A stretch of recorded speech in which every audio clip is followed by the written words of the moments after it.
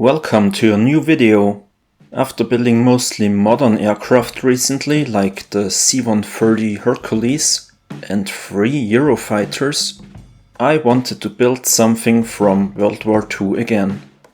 I personally like the aircraft of the German Luftwaffe the most, and when I came across this HobbyBoss Messerschmitt 163 Comet in my stash, I thought it would be a great starting point. The kit consists of only 17 parts and is marketed as an easy assembly kit.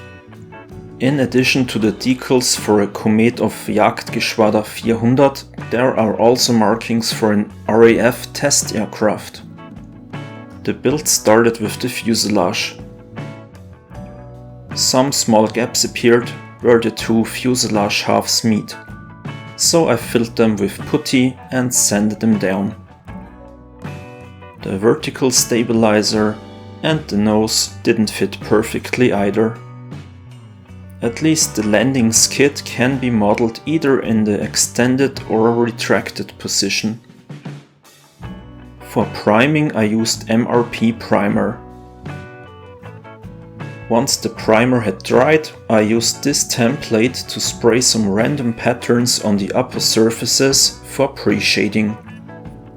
The cockpit, which is quite sparsely detailed, was painted using various markers from AK Interactive. I masked the canopy using tape and masking fluid. Unfortunately, the clear part comes as a single piece, so you can't display the cockpit open without doing some extra work. The underside was airbrushed with RLM 76 Blau-Grün from MRP. Since I didn't fully trust the instructions, one of the color callouts was incomplete, I consulted some additional references.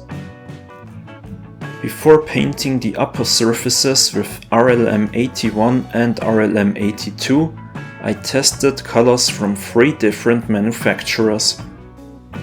Interestingly, all 3 had different takes on the RLM shades. That makes sense though, as late in the war paint came from different manufacturers and wasn't always consistent. Pretty much anything available was used near the end of the war.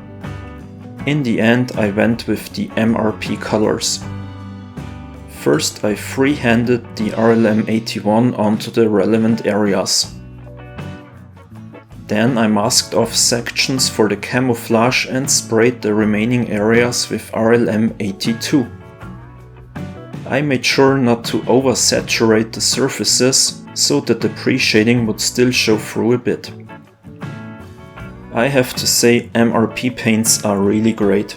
No thinning needed, easy to clean, and they seem very accurate to the real colors, at least as far as I can judge.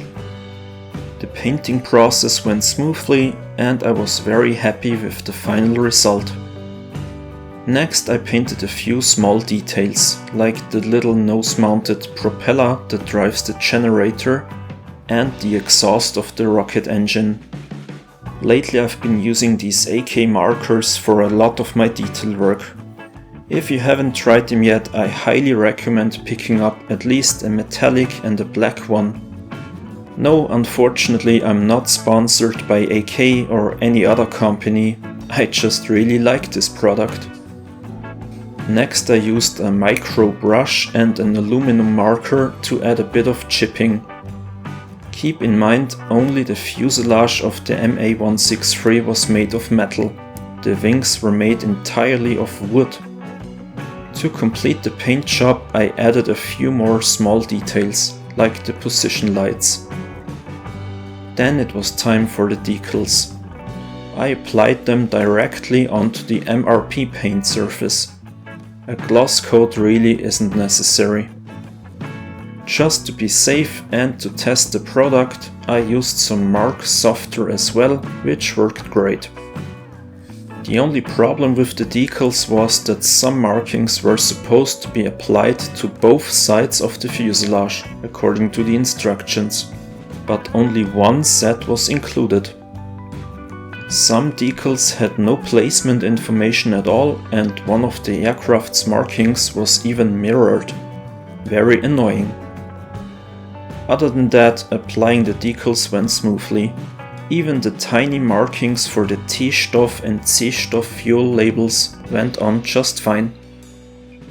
For weathering, I originally wanted to keep things subtle, because realistically, a ME-163 probably didn't survive more than 1 or 2 missions. On the underside, I used oils to add some streaks, and maybe overdid it a bit. But considering that the ME-163 landed on a skid, the belly would naturally get a bit dirty. On the upper side, I really held back and kept the weathering very subtle. The panel lines still got a wash, but it was very diluted. I enjoy weathering a lot, but it doesn't always have to be heavy-handed. After sealing the model with matte clear coat, I added a few final small parts. Then I removed the masking from the canopy. And here it is, my finished ME-163 Comet in 72nd scale. I have to say I'm really pleased with how the paint job and the subtle weathering came together in the end. This kit is perfect if you are looking for a quick weekend project. Just don't expect too much in terms of detail. Here you can see the ME-163 with a Dornier 335 pfeil in the same scale. What do they say? Size doesn't matter, right? Oh, and if you think the ME-163 is already small in 72nd scale, just take a look at these 1/44th versions. I started them a long time ago and hope to eventually turn them into a diorama. If you're interested in this fascinating aircraft, I can highly recommend the book by the test pilot Manu Ziegler. Now that I'm back on a Luftwaffe streak, I've got a very interesting 48th scale project coming up. If you want to see that, make sure to subscribe and check out my other channels as well. Thanks for watching and see you next time. Bye.